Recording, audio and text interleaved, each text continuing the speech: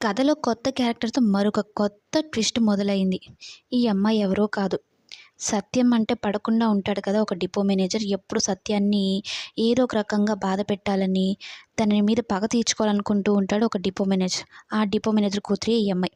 అయితే సత్యం పెన్షన్ కోసం పెన్షన్ ఇంకా నాది రావడం లేదు. అసలు నా ఫైలే ముందుకు కదలడం లేదు. ఎక్కడ ఆగిందో ఏమో తెలుసుకుందాం అన్నట్టు ఆ డిపో మేనేజర్ ఇంటికి వెళ్తాడు.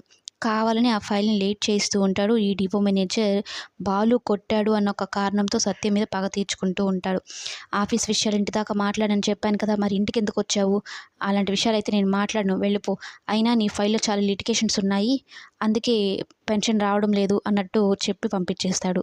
మరోవైపు బాలు రాత్రింబవళ్ళు కష్టపడుతూ ఆ కార్ ఫైనాన్స్ కట్టడానికి, ఆ కార్‌ని విడిపించుకోవడం కోసమంటూ కష్టపడుతూ ఉంటాడు. మీనా ఏమో ఆరోగ్యం కూడా చెడగొట్టుకుంటూ ఇలా ఎందుకు కష్టపడుతున్నారు అంటూ ఉంటుంది.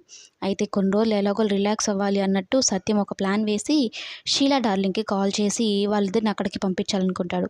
ఇక షీలా డార్లింగ్ కూడా ఫోన్ చేసి అడిగితే నాకు కుదరదు అన్నట్టు బాలు చెప్తే, నేను చనిపోయే లోపు మిమ్మల్ని ఇద్దరిని చూడాలనిపిస్తుందిరా అనైతే అంటుంది.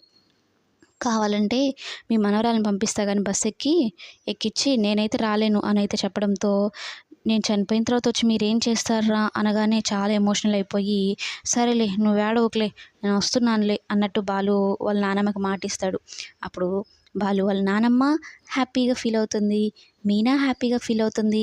సత్యం కూడా హ్యాపీగా ఫీల్ అవుతాడు. ఎందుకంటే కొన్ని రోజులు వాళ్ళిద్దరూ కలిసి అక్కడ కలిసున్నారు అంటే ఒకరి మీద ఒకరి అభిప్రాయాలు మారిపోయి ఇద్దరు కలిసిపోతారు అన్న ఒక నమ్మకంతో సత్యం ఈ ప్లాన్ అయితే వేస్తాడు. మొత్తానికి బాలు మీనాల్ని కలపడానికి అదిరిపోయే ప్లాన్ వేశాడు సత్యం.